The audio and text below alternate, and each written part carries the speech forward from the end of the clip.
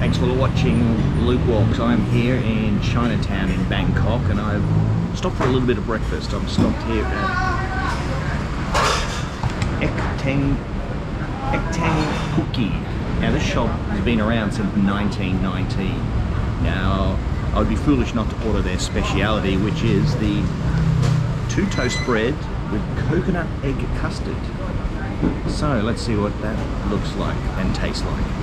But I'm here today, it's actually part 2 of a Luke Walks day trip around Chinatown. You see, I've done quite a few videos about Chinatown. Oh, look it up.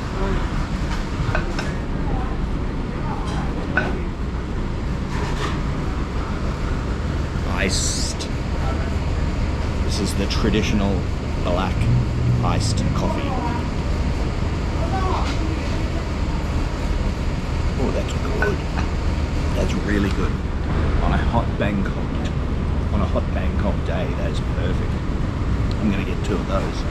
I like how they also come with a little bit of iced tea as well.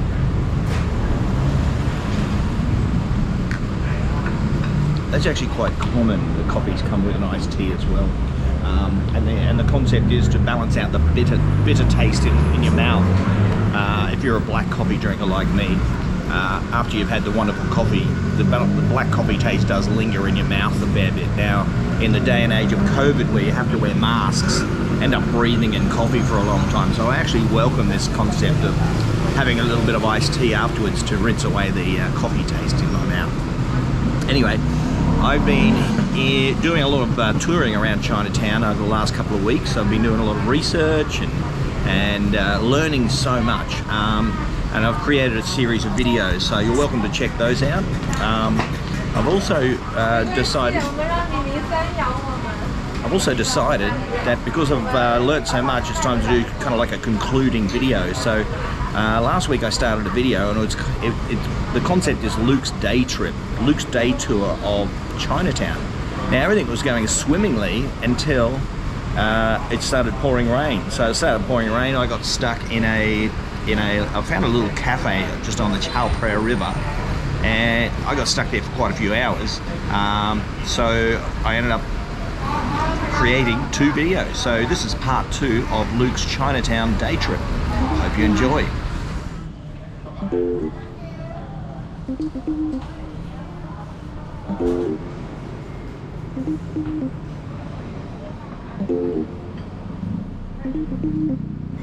So as I enjoy coffee number 2, whoops, leaked everywhere. All over my phone. Speaking of which, I've got my phone open. Today's tour, we're going to be exploring, where are we up to? We're going to be checking out some of the markets, famous Chinatown markets. We're also going to look at some of the important temples and shrines that are around this area. And also, we might finish with some fantastic Chinese food somewhere. So that's what we've got to look forward to today on Luke's day trip of Chinatown.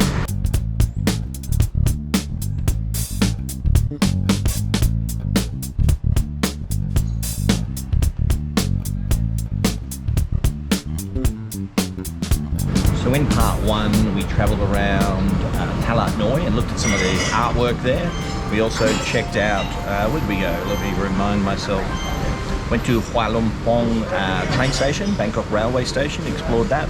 We also looked at Odin's Circle and China Gate, the famous China Gate, which is at the top of Yaowarat Road, which is quite a famous road. Now today we're also going to be looking at Song Wat Road and Ratcharoong Road, which are quite significant roads in Chinatown's history, and even still today they're quite important roads. Last time we also checked out Wat Patum Kong Ka, which is famous for being the place where one of the princes was executed. We also looked at the world's largest gold Buddha at Wat Trimit, and we also explored Tian Pha Foundation, and the first Siam commercial bank in all of Thailand. So that was the last episode, and then my day trip got washed out.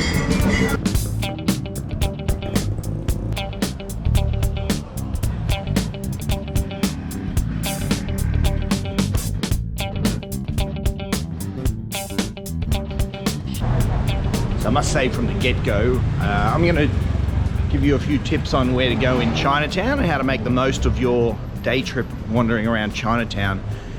Don't feel compelled to stick to the plan, because one of the best things about Chinatown is just simply wandering around the streets. There's so much to see, so much to discover. Like this place here, just so many really cool little cafes. Unfortunately, I just had too strong coffee, so I'm not going to stop at the Rita. But there's so many character-filled places. So right next door is a place that's full of old dudes sipping tea and coffee. Plenty of Vespers in this town as well. I love Vespers. So just wander around. You'll see so many cool sights. Like here's another really cool old Vespa. So it's just a marvelous place. Chinatown's a marvelous place just to wander around and get lost and enjoy the sights and smell. Might want to buy a set of gumboots. Got everything here in Chinatown. It's a fantastic place.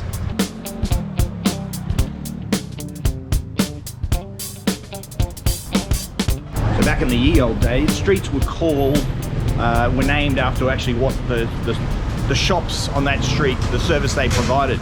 So I'm currently on the shoe shop street. So there's loads of places selling boots and shoes. And I'm a little bit annoyed because I got a pair of shoes that the sole came off. I wish I'd packed them in. I mean, they've been ruined for about 6 months now, and I've been kind of meaning to get them repaired. Shit, damn it, missed opportunity. At least now I know where to come exactly to get my shoes repaired, or to buy a pair of Wellington boots. I love these colour schemes of these shops houses here. Really marvellous. Tuk-tuk loaded up. So you actually get quite a few tuk-tuks around Chinatown, and they're actually mostly for delivery. So it's not kind of the tuk-tuks that you're used to around Khaosan Road, where they want to take you to the floating market, or those kind of take you to a tailor. So yeah, old Vespers and tuk-tuks, you'll see it. You'll have to get used to dodging when you wander around Chinatown.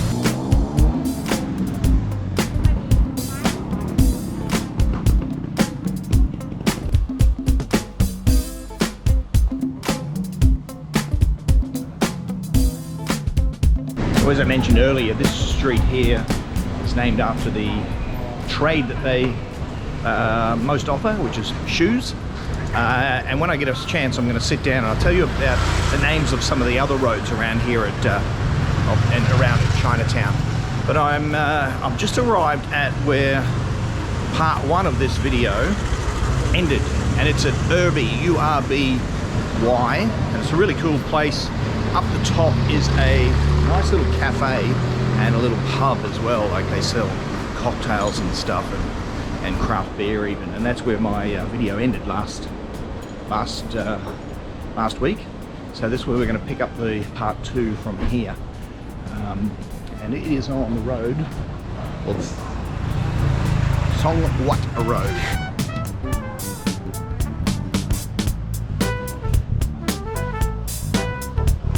So I'm at Song Wat Road here. Now this road, a name literally means drawn by the king, because back many years ago, King Rama V, they realized that there was a need to have some roads around this area, because we're just behind this building here is actually the Chao Phraya River. So the Song Wat Road runs parallel. So there was a need because of this area was really bustling and busy with a lot of Chinese immigrants. A lot of migrants came here to do a lot of the labour, but there was also a lot of products and produce being traded as well. So this area around here became so busy because it was also around the same time where it was the invention of the steam generated ships. So it went from the junks, the Chinese.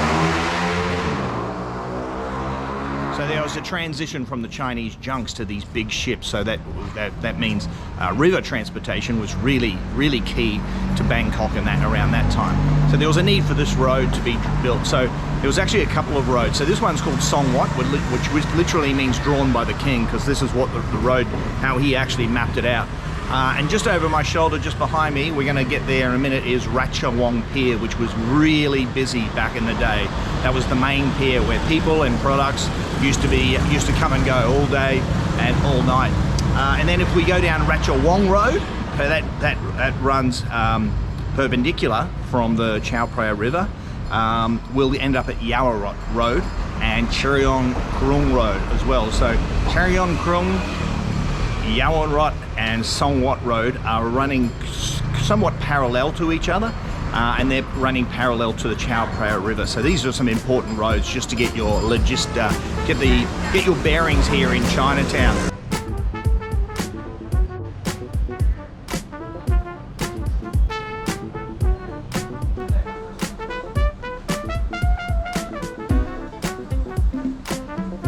So as you wander around Song Wat Road here, you'll find plenty of examples of old shop houses. So on one side of the road there's quite a few of the 3-story shop houses, and on the other side of the road there's a lot of the 2-story shop houses. And they've still got these magnificent signs above them as well. Some are being updated and renovated. There's some funky cafes in some of them now. But a lot of them are still just look like they did. Definitely Vespa City around here. Some of them still had that same kind of old charm and characteristics that they did 100 years ago. So if you're into architecture, this is a fantastic road for you to explore on. Also, if you like some old retro style sign writing, this is also a cool place for you as well.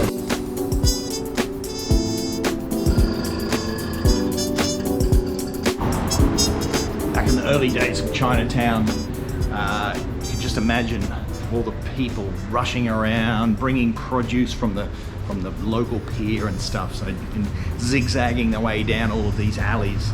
And you can't help but kind of, with a bit of imagination, kind of put yourself back in that time and period, because it is still pretty chaotic and busy, and there's people carrying boxes, and there probably wouldn't have been any, well, I know for sure there wouldn't have been the tuk-tuks and the motorcycles, but bicycles, those kind of 3-wheel rickshaw samlo type things as well. But you can't help but imagine what things were like back in the ye old days here in the early period of Chinatown, when immigration was just starting to kind of explode, and a lot of Chinese were arriving and trade was starting to happen. Now this is also the period before the Low-Ring Treaty was signed, so trade with other countries wasn't actually legally allowed at the time. So you can see Chinatown here. There's a lot of Chinese in Thailand. And part of this video series was actually tracing back to the early days of Chinatown and the rise of the Chinese population here in Thailand.